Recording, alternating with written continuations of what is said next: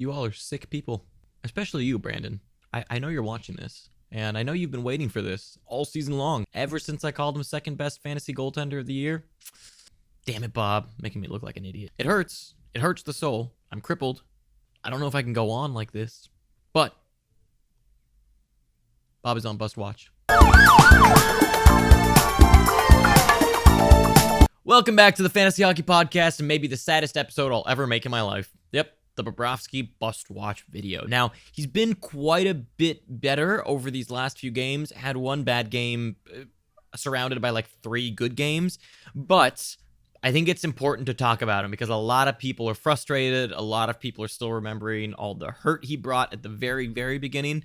And the truth is that he hasn't been good from a numbers perspective either. And so let's talk about everything in this episode. Let's talk about why he's doing worse this year. Let's talk about what his prospects look like. Is he a buy low? Should you even think about dropping him or trading him? And also, you know what? We've gotten told a lot before that we don't put enough attention on the eye test. But we wanted you to know that we take the eye test actually very, very seriously. So take a look at this as we go off and scout Sergei Bobrovsky. Yo, Brandon, Bob is confirmed. Let's go. Meet me at 12:30, okay? Where? You know where? The Batcave.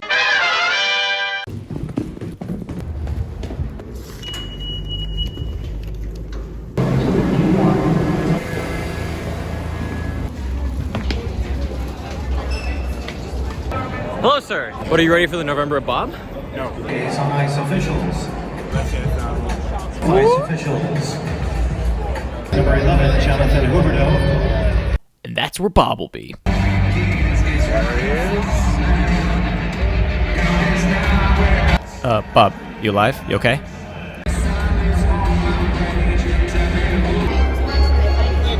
Look at that warm-up stance. That's elite right there. Oh, look at that skating. Now that... Oh, okay. Yep, there's Bob. Spraying on his faces, Gatorade bottle full of vodka. No. Wait a second, what is this power play unit? There it is. Good puck tracking. Look at him looking for the puck. Standing strong. Yep, he's doing good there. Good. Goes down properly. Tracks the puck. Oh, and yeah. No goal.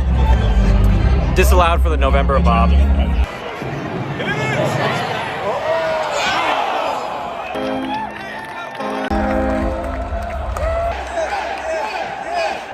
It is indeed not the November of Bob. Okay, good recovery, Bob.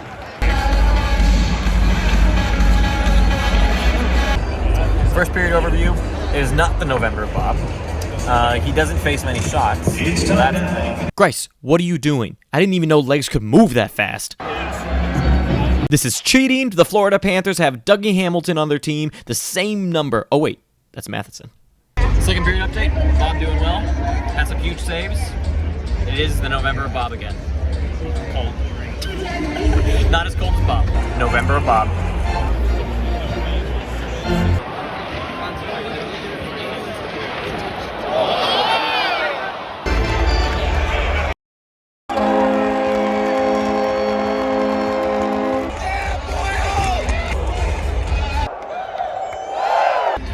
Glove guy is definitely sustainably high. Controversy caught on camera. Does Bob hate his teammates? More at 10. Just watch throughout this clip how open the Islanders are. There goes Bob.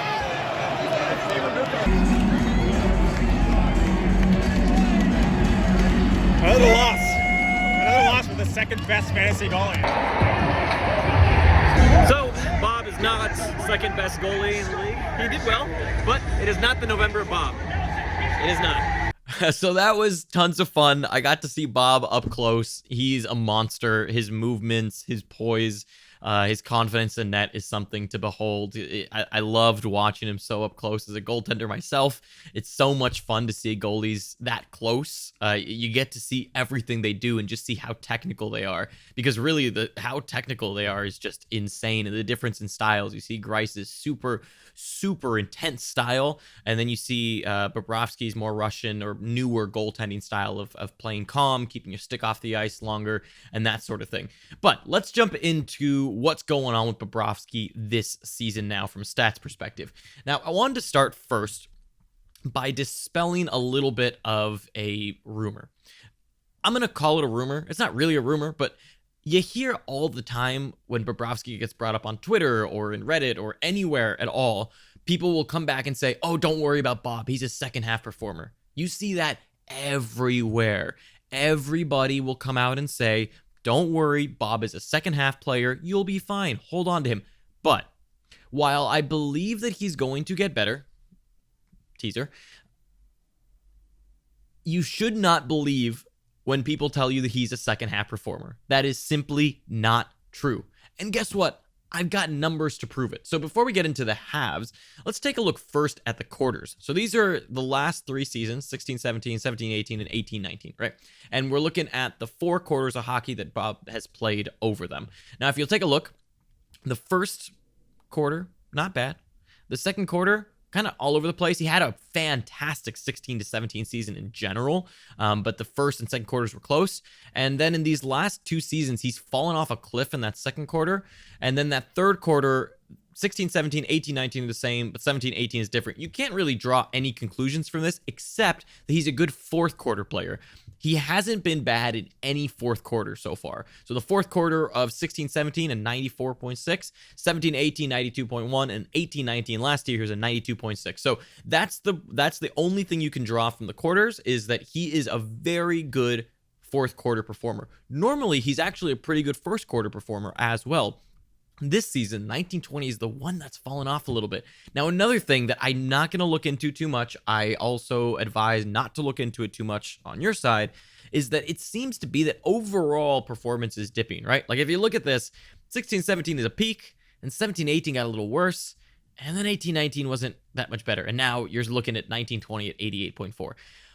I don't think the fall off is this large, right? But we are looking at potentially something kind of falling off a little bit. Maybe, but again, let's not look into that too much. Now let's go to the halves. Does that look like a second half performer to you? Nope. It looks like a first half performer is a second half performer. He looks pretty consistent to me. So anytime like someone tells you that Bob is a second half performer, it's straight out wrong. It's not true. He is not a notorious second half performer who sucks in the first half. That's just not true. You look at last year when everyone called him a second half performer, it's 91% to 91.5% save percentage. That's not a notorious second half performer. And he did the same thing 17-18. He did the same thing in 16-17. He actually went down in 16-17. So don't buy anyone that tells you he's a second half performer. Now, does that mean you shouldn't buy now? No, that's not exactly what it means. All this means is don't be relying on this idea that, oh, don't worry, he's going to be second half. He's going to be second half. That's not the reason you should hold. That's not the reason you should buy. That's a complete myth. So now that we've dispelled that, now let's take a look at what's actually happening this season to him and why he's struggling, because there are a few key points. So this is our in-season tool. Let's take a look at Bobrovsky. So one thing that has changed is he's actually facing less saves per game. He's facing less saves per game than he did last year in Columbus. Last year he faced 25 on average, or he saved 25 on average, so his shots against were higher per game. Whereas this season, his shots per game have actually gone down, as have his saves, largely because also his save percentage is much lower. Now, last year he actually let in more goals than was expected of him. And last year's save percentage ended the season at 90.8. It wasn't fantastic, and he's not terribly off at what he was last year, right? Right now he's at an 88.4, finished last season at 90.8. So we're not looking at too different of a Bob from last year, quite frankly, which is slightly concerning. Now, one place that you can immediately point to and kind of say, okay, well, he's underperforming a little bit, is this high danger save percentage. Last year he was an 83.9. He's normally been a slightly above average high danger save percentage goaltender. Now that might change because, as I'll show you in a second, Bobrovsky's threat levels in that high danger area have gotten much harder than they were last year or in years prior with Columbus. So I'm actually impressed that his high danger save percentage is this high. And if we take a look here at high danger shots against per game, they've gone up by like 1. He faces around 1 more high danger shot a game than he did last year. Now, another thing to look at here is this average shot distance and average goal distance. His average shot distance has come down. Last year, his average shot came from around 36 feet out of the crease. Right now, it's at about 34 feet from the crease. it makes a difference. I know it doesn't seem like a lot, but when you face most of your shots from the perimeter, right? Like most shots, if you look at most players, they shoot from outside the perimeter or kind of around the dots because that's what you want to do as a defense.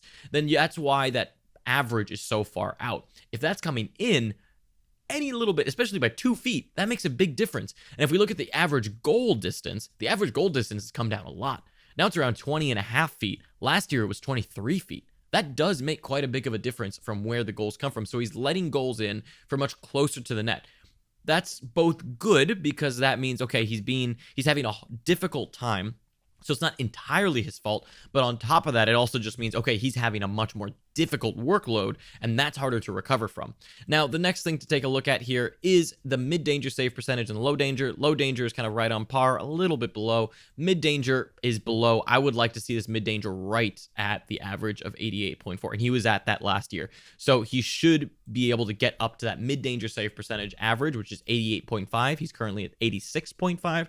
So I would expect more of an 88.5 mid-danger save percentage out of Bobrovsky, and that would make more sense. Now, another thing that he's facing a lot of is he's facing a lot of rebounds against per game. Now, the reason for that largely is because of where the shots are coming from in the crease.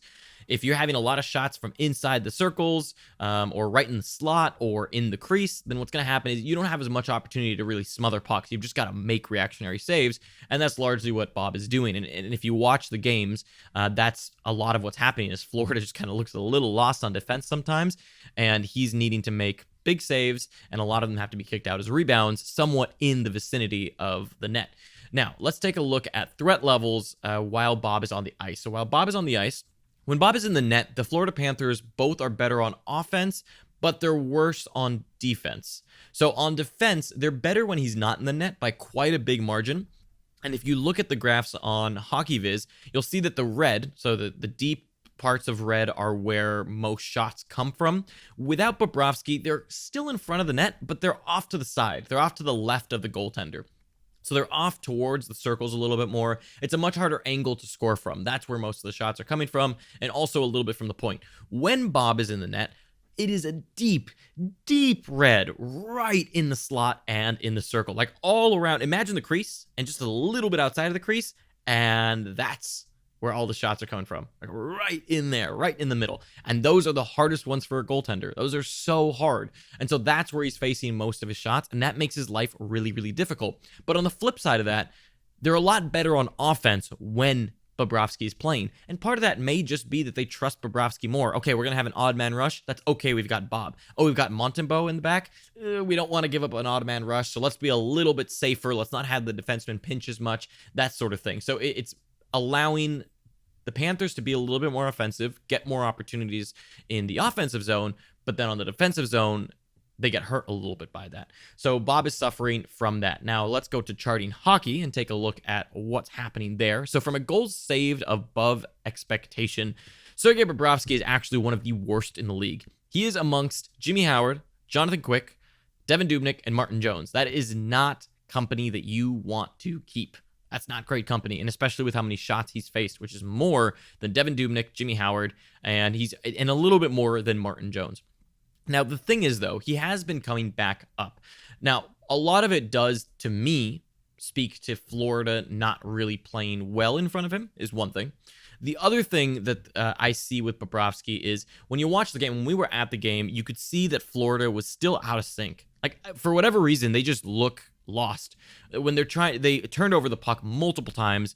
Many a time they did a kind of like behind the back no look pass and expected someone to be there, and instead they were just giving it away to an Islander. And if you watch other Panther games, they tend to do that a lot in general. They just seem out of sync, and I think a lot of it has to do with this new Quenneville system.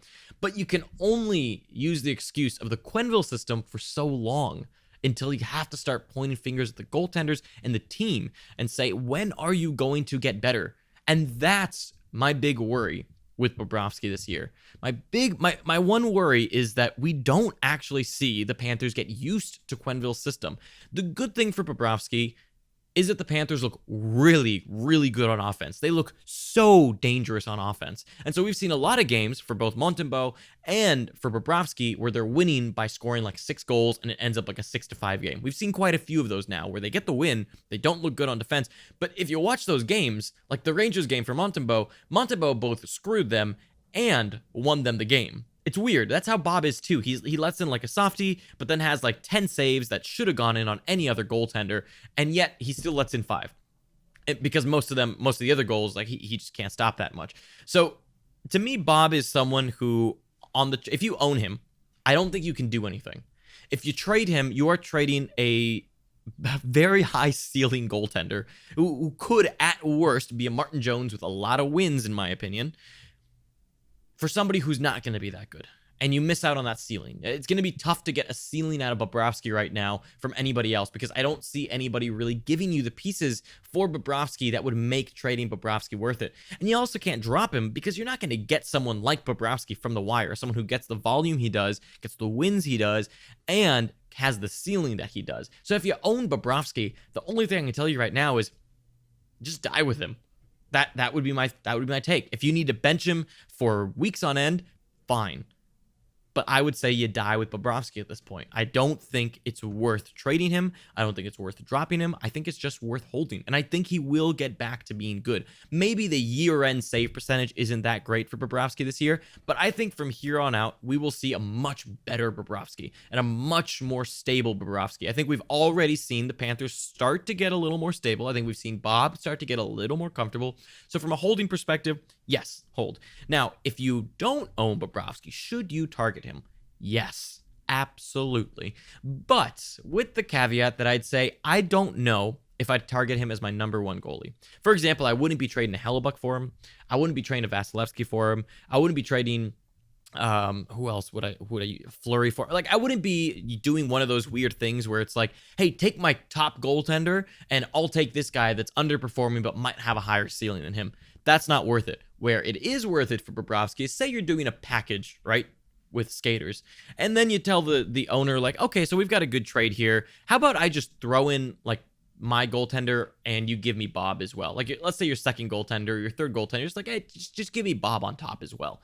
If they're down to do something like that, hell yes. And honestly, I've seen a lot of owners be open to something like that, in which they say, well, okay, yeah, sure, let's just swap goaltenders. And it's like I'm trying to think, like, I think maybe a Grubauer may be a good option to swap with Bob, potentially.